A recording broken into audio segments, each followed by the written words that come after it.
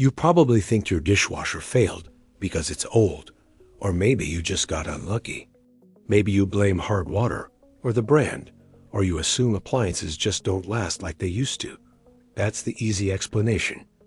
It's also the wrong one, because what's actually happening inside many modern dishwashers has very little to do with age or normal wear. In many cases, your $2,500 machine isn't dying from years of use. It's being taken down by a tiny component that costs less than a cup of coffee, buried deep inside, quietly controlling everything. And when that part fails, your entire machine shuts down instantly. Not partially, not gradually, but completely.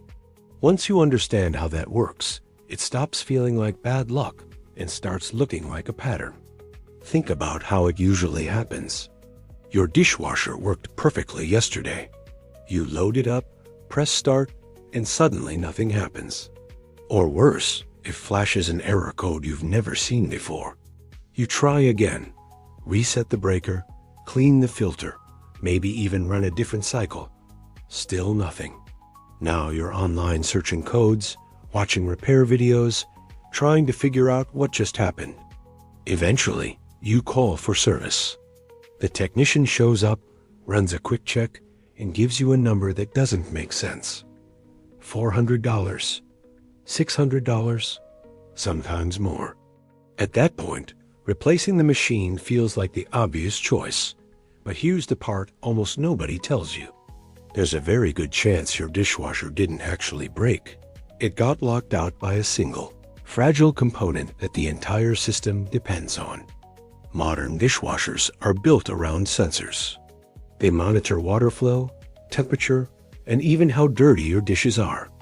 Instead of running a fixed cycle, they constantly adjust in real time to save energy and water. On paper, that sounds like progress, but in reality, it introduces a critical weakness. All of that intelligence depends on perfectly accurate data. And when one sensor fails, or even sends a slightly incorrect reading, the machine doesn't adapt. It shuts down. The system assumes something is wrong and refuses to run. It's like designing a car where a faulty reading from a single sensor disables the engine completely, even if everything else is functioning perfectly. This is something repair technicians see constantly. Dishwashers that are mechanically sound, with working pumps, heating elements, and motors, getting scrapped because they won't start. Not because they're worn out, but because one small sensor is reporting a problem. Older dishwashers didn't behave this way. They were simpler, with mechanical timers and basic switches. If something failed, the rest of the machine often kept working. You might lose efficiency or a specific function, but the dishwasher still ran. Now, one bad signal is enough to take the entire system offline. The machine isn't worn out. It's locked out. And even if you figure out what failed, fixing it isn't as straightforward as it used to be. That tiny component you need to replace is rarely sold on its own. Instead, it's bundled into a larger assembly. A sensor is attached to a housing. A switch is integrated into a wiring harness. A small electronic component is fused into a control board. So instead of replacing something that costs a few dollars, you're forced to replace something that costs hundreds. It's like needing to replace a light bulb and being told you have to buy a whole new lamp. That's why repair quotes feel so disconnected from the actual problem. You're not paying for the part that failed. You're paying for everything it's attached to. If you've ever had an appliance fail like this, where a small issue turned into a big replacement decision, it's worth paying attention, because this isn't just about dishwashers. This is a pattern showing up across almost every category of modern products. And if you've experienced something similar, think about it for a second. What actually failed? Was it a major component, or was it something small that triggered a much bigger outcome? There's another layer to this that most people don't realize. Your dishwasher isn't just detecting problems. It's interpreting them through software. When a sensor reading falls outside a certain range, the machine doesn't try to keep going or compensate. It assumes something is wrong and shuts itself down, sometimes permanently. You'll see an error code, a string of letters and numbers that feels like a diagnosis. But in many cases, it's not telling you what's broken. It's telling you the system has decided not to run, even if the issue is minor, even if it's temporary, even if the machine could technically still function. People naturally assume those error codes point to something serious. A broken pump, a leak, a major internal failure.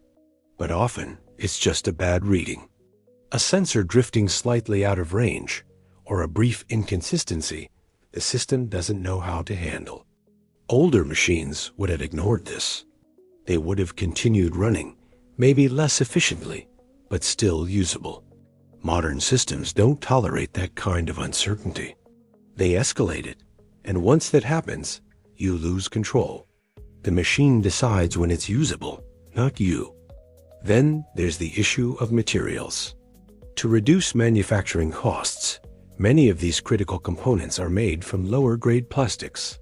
Thin housings, lightweight connectors, and seals that sit in a constant cycle of heat, steam, and chemical exposure. Over time, they degrade.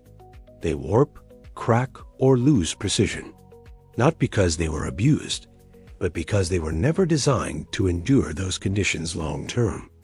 Compare that to older dishwashers, which often used thicker materials and more robust construction. They weren't perfect, but they had a higher tolerance for wear.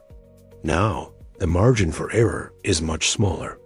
A single weak component in the wrong place can bring everything down. If you talk to people who repair appliances for a living, they'll often tell you the same thing. Most modern dishwashers could last much longer if it weren't for these failure points. The core systems are still capable. The motors, pumps, and heating elements are often fine. But the supporting components are where things fail. And once they do, the cost and complexity of repair push people toward replacement. Not because it's the only option, but because it's the most practical one given how the system is designed. At a certain point, it stops feeling accidental. When you design a product where a small failure disables everything, where the failed part is difficult to access, and where replacing it requires buying larger assemblies, you create a cycle. A cycle where replacement becomes the default outcome. Not because the product has reached the end of its life, but because repairing it no longer makes sense. And once that cycle is in place, it repeats over and over again. If you're still with me, this is where it's worth taking a step back, because this isn't just about one appliance.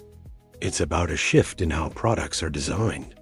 More complexity, more sensors, more software, and less tolerance for failure.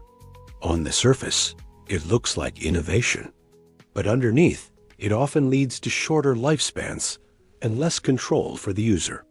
The more systems rely on precise data and integrated components, the more fragile they become in practice.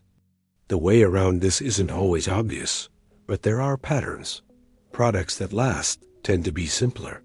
They rely less on constant feedback and more on consistent function. They avoid unnecessary integration, which means when something fails, it can be replaced on its own. Some people actively look for this. They choose models with fewer features, or even older designs, because they understand that complexity often comes with trade-offs. More technology can mean more efficiency, but it also means more potential failure points. So the next time something like this happens, it's worth asking a different question. Not just what broke, but why it broke in a way that made the entire product unusable. Because in many cases, the answer isn't random failure. It's design. Your dishwasher didn't die because it was worn out. It failed because one small part was given too much control, and when it stopped working, everything else went with it. Once you see that pattern, you start to notice it everywhere. And when you do, you stop thinking of these failures as isolated incidents and start recognizing them for what they are: